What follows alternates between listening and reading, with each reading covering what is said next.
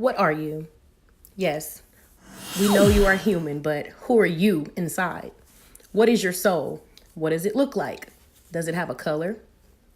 Some might say they don't know and simply live as if their physical body is what's sacred. Sure, I'm all for eating to live and gobbling foods rich with electricity. However, I'm referring to the soul, the light within. The average person is spiritual, but at the same time, we don't believe in the body just being a vehicle, a mode of conveyance. All praises to the Most High and much love, respect, and gratitude to the Prophet Noble Drew Ali. Today, I'll be discussing the soul, or the inner light as I like to call it, and what it really is, so get comfy as I begin my first video on the journey to uplifting fallen humanity.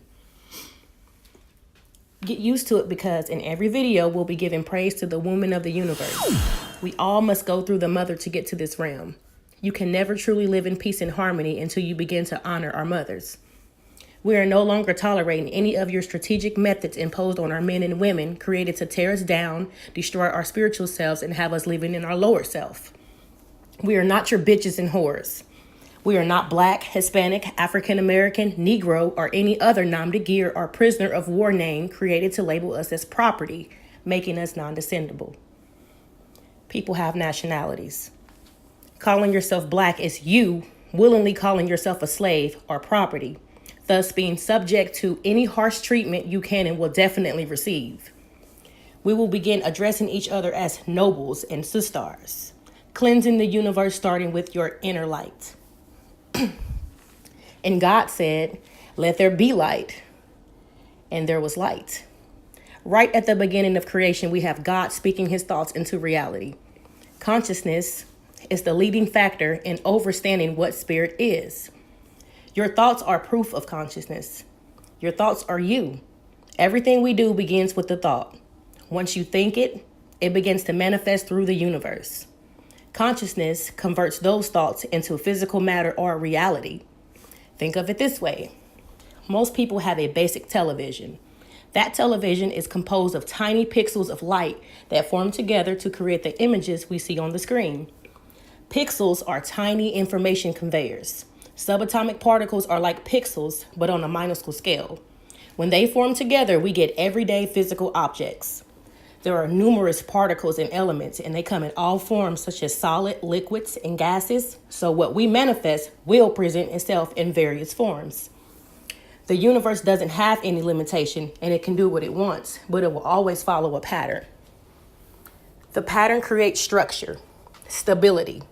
Subatomic particles moving very quickly in a pattern will begin to form a shape, giving birth to something called sacred geometry, or the science of creation. We are all familiar with the spiral. The spiral is like the universe's thumbprint.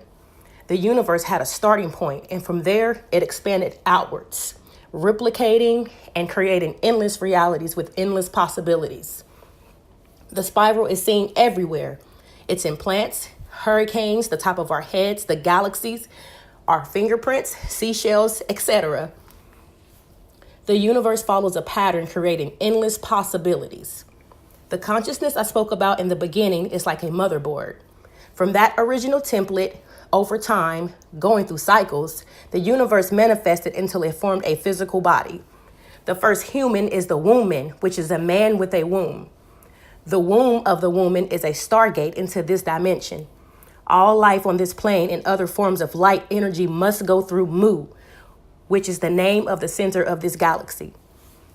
The sacred geometric shapes are forms of energy, and energy cannot be created or destroyed.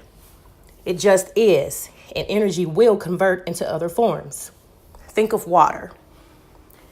Water comes in many forms: steam, liquid, and solid. Water is an element with 2 hydrogen atoms and 1 oxygen atom, H2O. So what is consciousness? Consciousness is being aware of having knowledge of sensations and mental operations. So now that we have established what consciousness is and the fact that it is something that is aware, one should now ponder on this. If something is aware, then it must have intelligence. So if your spirit is conscious and intelligent, then it must have potential to be greater in time.